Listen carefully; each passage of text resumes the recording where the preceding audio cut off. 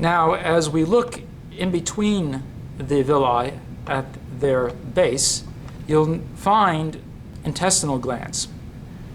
Here you have an intestinal gland.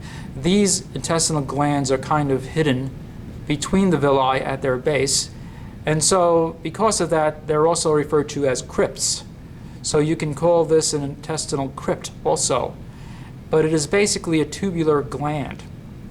And if we look more closely at it, you can see that the cells that line the gland are similar in appearance to what we saw on the surface of the villus. But these cells are serving a different role. These cells which are within the gland are secretory, so they're producing intestinal juice.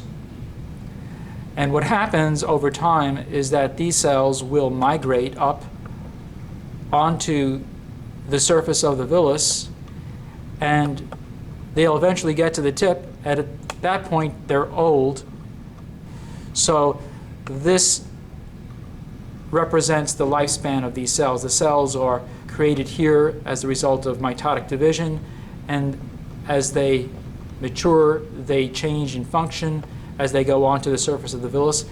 On the surface of the villus, they go from a secretory role to an absorptive function, and as they age, they're eventually going to be sloughed off at the tip.